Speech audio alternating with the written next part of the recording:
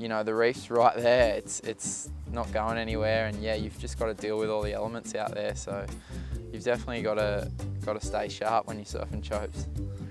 Caught one, I remember, just a smaller one, and then flicked off, and then yeah, look outside and there's just like the biggest wave there. And never know with this place. You can't be comfortable out here. Tried to dive under one, got pummeled, rolled on the reef, cut me back, snapped my board in 3 pieces, and then you know, there's that infamous right that everyone talks about that comes out, and I was right in that predicament. It was just getting recycled 3 or 4 waves in a row. I had no breath. I couldn't, I just kept going, and I couldn't get my board to turn, and the lip just landed like not on my head, but kind of like right here. And I remember just being upside down and looking at the tower. For me, I've learned the hard way that I tried to get out the back one and it got sucked back over. That's like really bad. With everything happening so far, sometimes it doesn't happen. Sometimes you try and do that and you don't penetrate, you get sucked over the falls once and then sucked over again, and then you hit the reef, and yeah, it's not that fun. I paddled for a wave, the first wave of the set, missed it and turned around, and we were both kind of next to each other, and this evil dark one just popped up, you know, where we'd never seen one break before pretty much.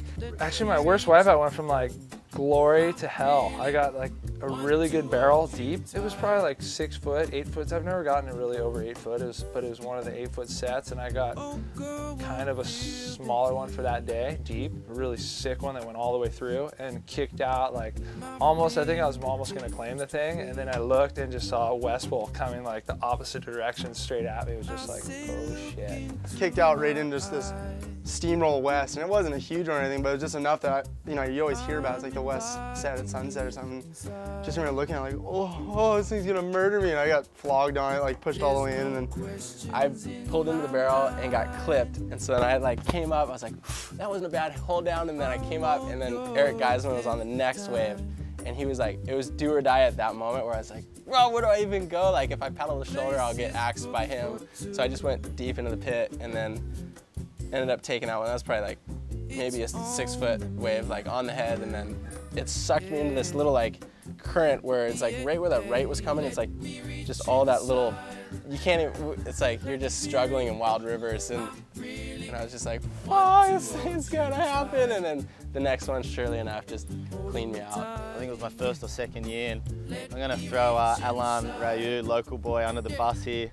I took off in probably my biggest wave out chopes, and he was paddling back out, and obviously he didn't want to get caught inside, and it was just right in the spot where I had to go, and the decision was I had to straighten out, and you definitely don't want to straighten out on a big wave at chopes. I didn't know what to do. I just kind of rode it for a while and jumped into the white water and ended up getting pounded by the next few waves, and you know, you come out the other side of it and kind of have a little giggle, but in that moment you're freaking out, that's for sure.